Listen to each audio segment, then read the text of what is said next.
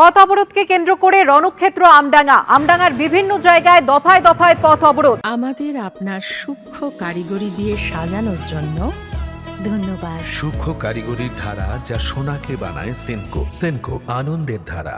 বিক্ষোভকারীদের হটাতে গেলে পুলিশকে লক্ষ্য করে ইট বৃষ্টি। পুলিশের গাড়ি ভাঙচুরের অভিযোগ বিক্ষোভকারীদের। পরে বারাসাত পুলিশ জেলার উচ্চপদস্থ আধিকারিকরা গিয়ে আশ্বাস দিলে অবরোধ ওঠে।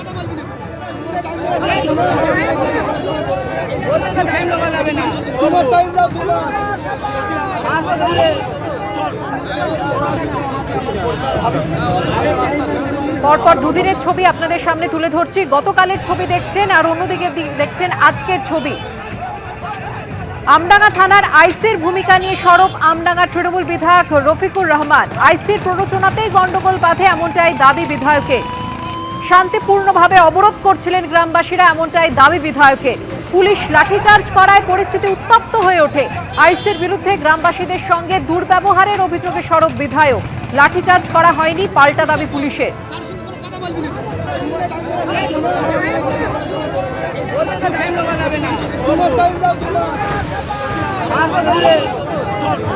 পথ অবরোধকে কেন্দ্র করে রণক্ষেত্র আমডাঙ্গার বিভিন্ন জায়গায় দফায় দফায় পথ অবরোধ।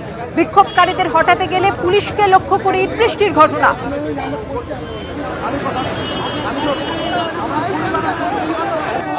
সোনাডাঙ্গা এলাকায় গতকাল সন্ধ্যায় 12 নম্বর জাতীয় সড়কের উপর গ্রামবাসীরা অবরোধ করছিলেন। আর সেই সময় তাদের অভিযোগ, অবরোধ চলাকালীন আমডাঙ্গা থানার আইসি রাজকুমার সরকারের নেতৃত্বে বিশাল পুলিশ বাহিনী আচমকাই লাঠিচার্জ শুরু করে।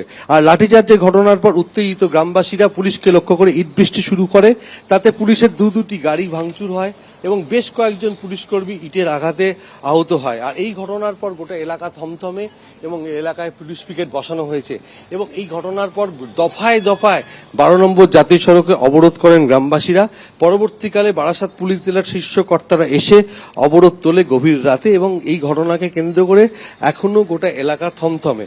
তবে এই ঘটনায় ফের আমডাঙ্গা থানার আইসি রাজকুমার সরকারের বিরুদ্ধে সরব হয়েছেন আমডাঙ্গা তৃণমূল বিধায়ক রফিকুর রহমান। তিনি জানিয়েছেন যে আমডাঙ্গা থানার আইসির প্ররোচনাতেই এই গন্ডগোলের ঘটনা ঘটে এবং পুলিশ লাঠিচার্জ করে। তখনই ক্ষিপ্ত জনতা পুলিশকে লক্ষ্য করে ইট বৃষ্টি শুরু করে। আর এই ঘটনার জেরে এলাকা থমথমে থাকায় পুলিশ পিকেট বসানো হয়েছে। ক্যামেরায় সন্দীপ সাধুকার সঙ্গে সমীরণ পাল, এবিপি আনন্দ, উত্তর 24 পরগনা। আইসির ভূমিকা নিয়ে আমি তো আপনাকে বারবার বলতে পারছি না। আমরা সমস্ত উইংসকে জানিয়েছি, কিন্তু আমি জানাইনি, আমার প্রধানরা জানিয়েছে। অভিষেক ব্যানার্জিকে নিজে জানিয়েছি 12 তারিখে। এসপিকে প্র্যাকটিক্যাল আমি বলিনি, খারাপ এসপি থেকে লাভ নেই। অন্য কোনো আইসি থাকলে ব্যাপারটা এই জায়গায় যেত না, এটা আমি নিশ্চিতভাবে বলতে পারি। নিজেকে কি ভাবে সে উনি নিজেই জানে। বলছেন না, আমি হাত জোর করে বলছি আপনি গলার স্বরটা কমিয়ে মানুষের সঙ্গে কথা বলুন। বলছি আমার গলার স্বর কমবে না। এডিশনাল এসপি বসে, ম্যাডাম বসে, এসডিপিও বসে। কালকে শেষ পর্যন্ত আইসিকে এডিশনাল এসপি এবং এসডিপিও বলল আপনি স্পটে যাবেন না, আমরা যাব। স্থানীয় আইসিকে না নিয়েই স্পটে গিয়ে ব্যাপারটা মেটালো।